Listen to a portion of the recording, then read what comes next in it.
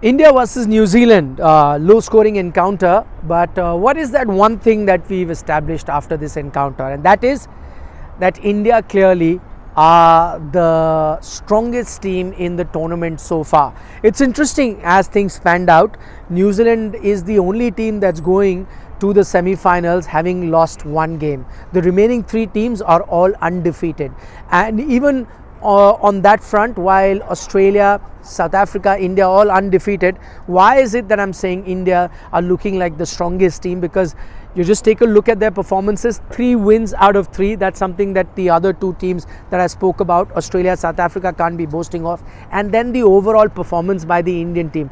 I think if there was a team that has ticked all the boxes in this tournament, it has to be the Indian team. A team that has played under different conditions, even though at the same venue, and ticked all the boxes. That is the Indian team, which is why they're looking like the strongest contender to lift the title. Now, let's take a closer look at this New Zealand game. 249 is what India got, and even at the halfway mark, one felt that India were going to win this game. I know a lot of people were very skeptical, a lot of people were doubtful that India will not win this game and could face their first loss, but I was rather confident, and that was primarily because of the way the pitch was behaving. Two kinds of pitches we've seen here at the Dubai International Stadium. One that we saw against Bangladesh, in which a 230 odd sort of a total also proved very tricky for the Indian team to chase. The other that we saw versus Pakistan, where 240 plus was rather easily chased by the Indian team. Which was the kind of pitch that was on offer today? It was, I'm afraid, more like the Bangladesh match pitch rather than the Pakistan match pitch. Which is why 249, when India put on board, it did seem like that New Zealand might struggle to reach there. Because remember, 230 odd, India was struggling versus Bangladesh. And the signs were there to begin with. The New Zealand team have also come out and accepted. They won the toss, and I think they got fooled by that India-Pakistan game, thinking it will be a high-scoring game. Also because India had chased on 2 previous occasions, they thought that maybe that's the right way to go. But I think what they forgot was this could have been a pitch like the Bangladesh game pitch. So it was turning. When you saw Mitchell Santner turn the ball that he does, he of course does turn the ball otherwise as well, but the way he was turning the ball, you knew this is going to be a tricky pitch to bat on against spinners. And that's when you realize, and kudos to the Indian team management for having picked 4 spinners.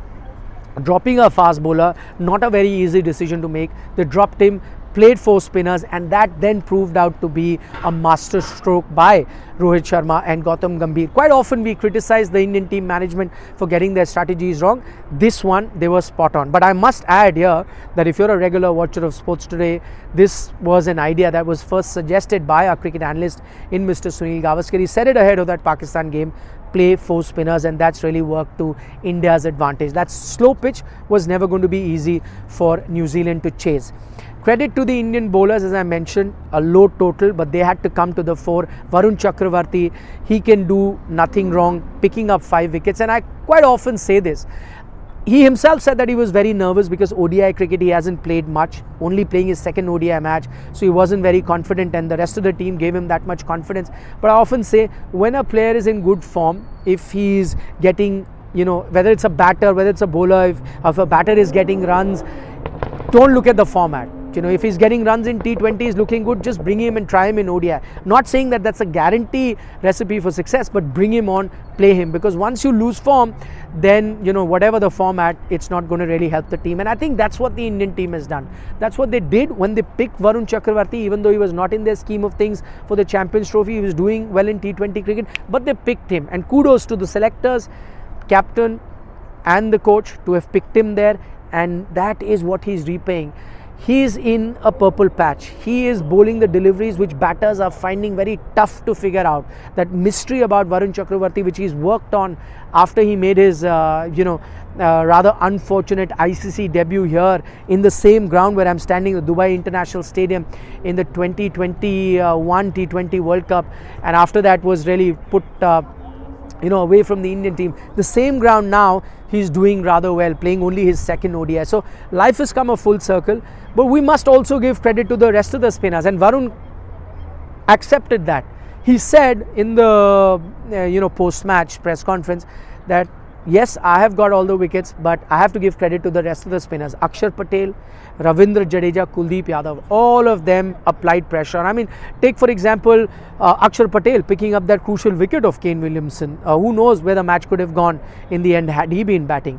Take a look at Jadeja, not anywhere close to what Varun Chakravarthy has done in terms of wickets.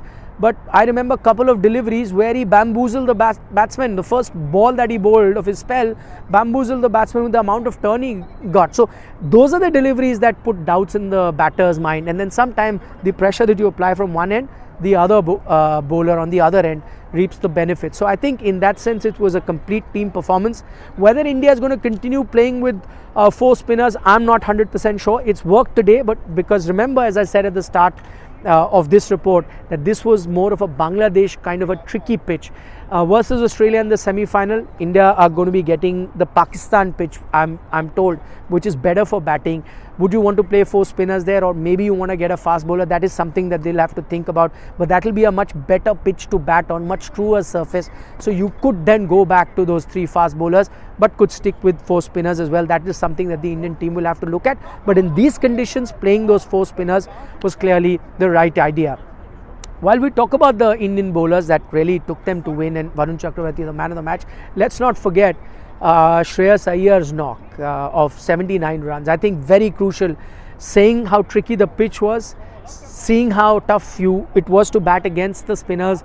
That knock, a very calculated, mixing caution with aggression sort of a knock, tells you that he's also in fine form. And that actually then takes me back to the time where there were people doubting his place in the team, and I don't know how. Remember, he's the same guy who you were not looking to even play in that England game. Thank God better sense prevailed, because he's proving again and again that come big tournaments, come ICC tournaments, he's your go-to guy. And with that, I think India has ticked all the boxes. What were the 2 areas? Many were saying, okay, if the top order doesn't fire, can the middle order step up? They did under the circumstances. Crucial runs by Akshar, outstanding innings by Shreyas Iyer, good runs there by Hardik towards the death. So your lower middle order is also coming good if you wanted to tick all the boxes ahead of the semi-final. What was the other concern? Once in a while, wickets in the middle overs, that can be a problem. That's also ticked. You picked up wickets in the middle over versus Pakistan. You've done it now once again. So I think pretty much all areas of the Indian team are sorted. Also, they had been batting first. I beg your pardon, they had been chasing in the first 2 games. Now they've batted first, so they've also had the experience of defending a total. So they've done pretty much everything, and they are in the best possible scenario to be facing Australia. I know a lot of you would be worried about Australia, but we'll do a detailed analysis of that particular semi-final, how the 2 teams stack up tomorrow. But I'll just say one thing before I wind up, and that is, Australia in the finals is different. Australia in the semi-final is different. In the final match, yes, they've troubled India, WTC final or the 19th November final of the 50 over World Cup. That's another thing. Other than the finals, India has also done very well against Australia. T20 World Cup, St. Lucia, it was a virtual quarterfinals of sort. We've seen how the Indian team performed. Australia really below par, or for that matter, in the 2023 World Cup League game as well, India managed to beat Australia. So Australia in the finals is different, Australia in the semi-finals slightly different. So don't really combine the 2 things. Of course, a big preview will be coming your way with all the finer details of that game that I'll be discussing. For the moment, this was the match report on the India-New Zealand encounter, coming to you from the Dubai International Stadium. Nikhil Naz signing off. Don't forget to give us a like on the video. Really appreciate that. That's the only thing that we ask from you. Share it with your other friends as well that would like to know about this game and the finer points of this particular encounter. And as always, don't forget to subscribe to Sports Today. Nikhil Naz signing off. Take care. Bye bye.